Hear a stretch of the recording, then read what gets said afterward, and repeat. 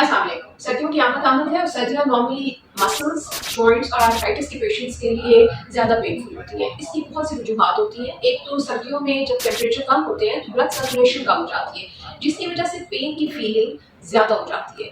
Normally सर्दियों में पट्ठों में अकड़ाव आ जाता है, जो एक नॉर्मल फिनोमेना है, लेकिन जब जोड़ों और पट्ठों के अमराज हों तो ये मसल स्पैज़म या मसल क्रैम्प्स ज़्यादा सीवियर होते हैं, प्रोलॉन्ग होते हैं और पेनफुल होते हैं।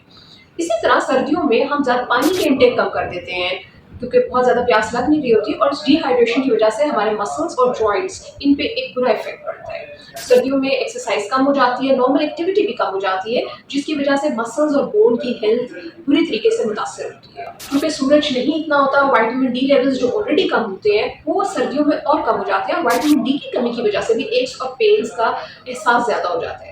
सर्दियों में एयर प्रेशर कम होता है। हमारे जॉइंट्स एयर प्रेशर को बहुत ज़्यादा सेंसिटिव होते हैं, इसलिए एयर प्रेशर कम होने से जोड़ों में सूजन बढ़ जाती होती है। बार-बार के फ्लू सर्दियों में कॉमन होते हैं, जिसकी वजह से बार-बार इम्यून सिस्टम एक्टिवेट होता है, और इम्यून सिस्टम की एक्टिवेशन की वजह से ऑटोइम्यून बीमारियां जैसे आर्थराइटिस वो भी बढ़ जाती हैं। इसलिए सर्दियों में बहुत से फैक्टर्स हमारे मर्ज को और आर्थराइटिस को, मसल्स और बोन्स को इफेक्ट करते हैं, लेकिन इन सब फैक्टर्स को हम किसी ना किसी तरीके से ज़रूर कवर कर सकते हैं। सबसे अहम ये वार्म क्लोथिंग।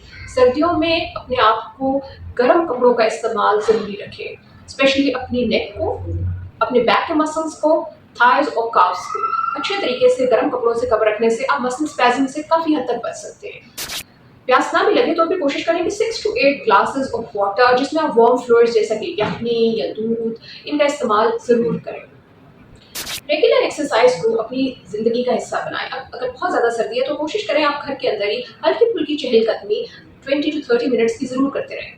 साथ ही साथ वो पेशेंट्स जो आर्थराइटिस के हैं उनके लिए बहुत ज़रूरी है कि सर्दियों में रेगुलर स्ट्रेचिंग एक्सरसाइज की एक रिजीम बनाएं। सुबह को और शाम को अपने तमाम जोड़ों को, जिस तरह हाथों के जोड़ हैं, कोहनियाँ, कंधे, अपने बैक मसल्स, नीज और पैर, इनकी स्ट्रेचिंग, रेगुलर स्ट्रेचिंग दिन में 2 से 3 दफ़ा ज़रूर कीजिए। साथ साथ अपनी डाइट में फ्रेश फ्रूट्स को, सीजनल वेजिटेबल्स को, फिश को, ग्रिल की हुई फिश को और ड्राई फ्रूट्स को रेगुलरली यूज़ करें। इन सब पे हेल्दी न्यूट्रिएंट्स होते हैं जो सर्दियों में आपकी हेल्थ को इम्प्रूव करने में बहुत मदद देते हैं।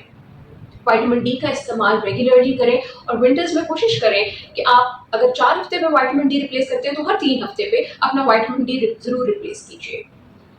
इसके अलावा अगर आपका कोई भी कमेंट है, आप कोई बात जानना चाहते हैं, आपको कोई सवाल है, तो कमेंट सेक्शन में प्लीज़ ज़रूर हमसे कॉन्टैक्ट करें, हम आपके सवाल का जवाब देंगे। Thank you so much for watching.